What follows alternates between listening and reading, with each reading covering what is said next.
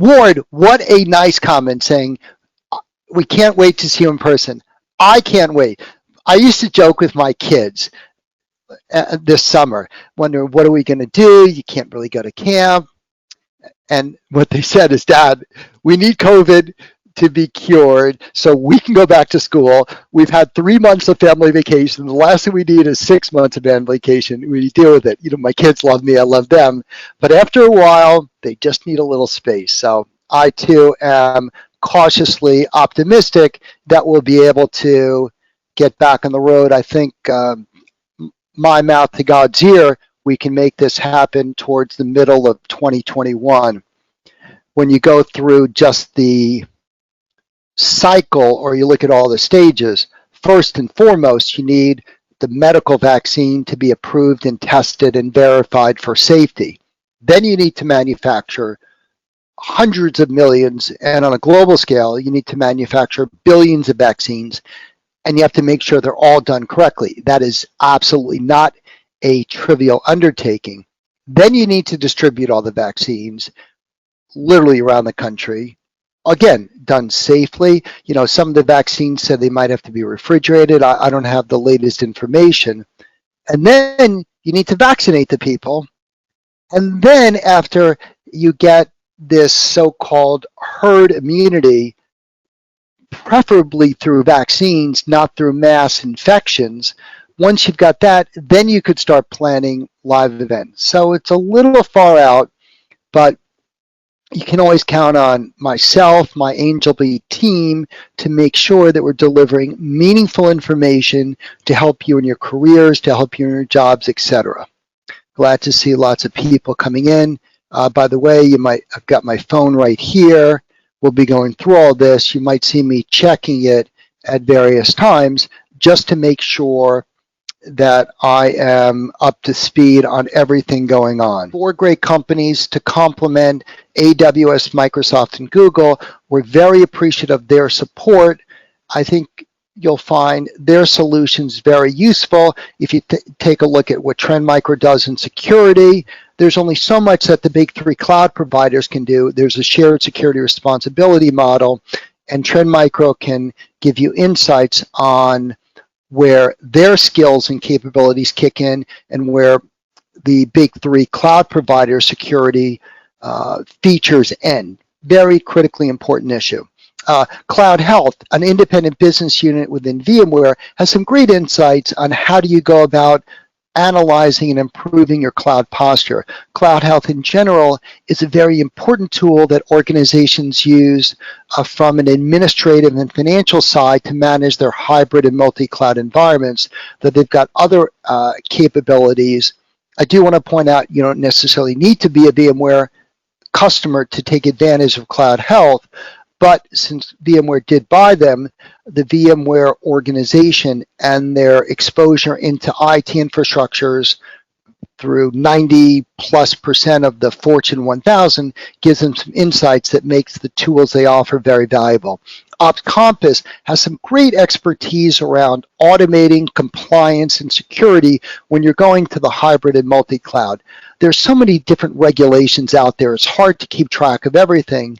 And so what they can do is free you up from worrying about in healthcare. There's PHA, there's HIPAA, there's GDPR in financial services, there's FINRA, there's PCI. There's so many different acronyms, some of the regulations that are constantly changing.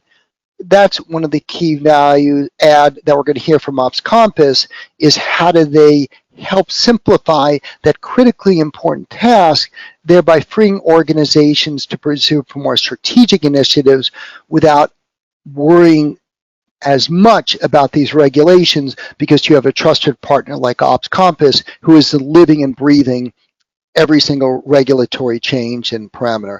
And finally, I just thought it'd be interesting, we've done some work with a company, Cygent, who's actually backed by InQtel, which is the federal government's venture capital arm. They've got some good insights, and we'll make a complete circle where they've got some abilities and skills around encryption as it relates to zero trust that I think will be a nice way just to give you something different and new. Just getting back to Angelbeat, as I said, we used to do lots of live events around the country. Now we run all of these from the comfort of either my office or my basement theater.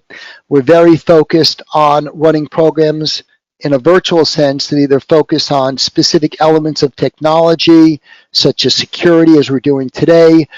Next month, we've got programs focused on apps and Kubernetes, also on AI and automation, should be very exciting. We then are also branching off and launching industry-specific events, our first one being around healthcare, pharmaceutical. We've got 10 different Microsoft experts along with people from major medical institutions talking about how technology is completely revolutionizing medicine. And I think people always want to hear how technology is helping healthcare organizations defeat or at least confront COVID-19 infections. And then we're going to finish that program with one of the leading experts at Harvard Medical School and Mass General Hospital, talk about the state of vaccine research and when you can realistically expect to see a vaccine. So lots of good insights there. We're going to be doing other programs around energy, retailing, etc., and finishing up in April with programs around AWS, Microsoft, and Google to provide you with a quick summary and quick highlights of some of the major initiatives that these organizations are planning. Those will be 3 separate events with maybe 10 different speakers from each company helping you understand and plan for the future.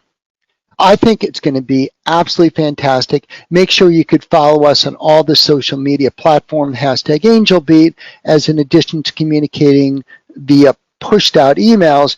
Really encourage you to follow us on these platforms to make it easier for you to automatically get these updates. And please encourage your friends and colleagues to follow up as well. Just some other comments before I'm going to turn it over to Scott, and I'm going to check all of my, let me just check this, as I check all of my questions, all of the online chat. I see Larry says everything's perfect. One of the things that I try and do is keep this as interactive as possible. So use the chat or Q&A function. I'll monitor that. Any questions we can't get to, I will absolutely make sure we answer them in the very near future. I'm recording this so you can easily go back to the Angelbeat website at the end of this week, as opposed to one 4 or 5 hour web or just a video session. I'll break it up into individual segments that I think will be very useful. If you've got colleagues, when they look at this, they can easily still log in today, even for a full day or parts of the program. You do get CP credits. GoToWebinar gives you an automatic PDF attachment. If you need something customized, let me know and I will get that for you. Here's my contact information. As I mentioned to you, I'm going to be carefully and closely monitoring this throughout the day, just to make sure that nothing falls through the crack, that people have questions with regard to anything. Text me, call me, email me. I'll make sure that I follow up as soon as possible. In addition, I just want to point out how Angelbeat works as far as opt-in or opt-out. We have a default opt-in, which means 2 days after the program, we'll give your contact information to our speaker sponsors so they could follow up with you. Most people are perfectly fine with that. They signed in to this webinar because they want to understand and have specific projects or future initiatives that relate to the subjects covered. At the same time, if you do want to opt out, you'll receive an automatic thank you from GoToWebinar tomorrow. Just reply back to that, which will get to my email, rgerber@angelbeat.com, and that way we could remove you from the list of attendees and free you up to contact them at your behalf. Again, we want to be very sensitive to your contact information, just as you give fair consideration to all these companies who work with Angelbeat to make this happen.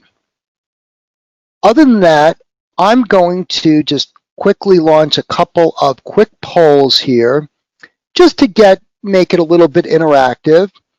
I'm just curious, and you'll see this coming in. Poll must be we're distributing a poll, and I'm just sort of curious how the pandemic has affected your cloud adoption.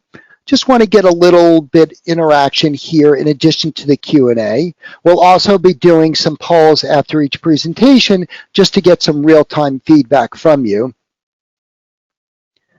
This isn't really scientific. I just like to get a quick visceral reaction.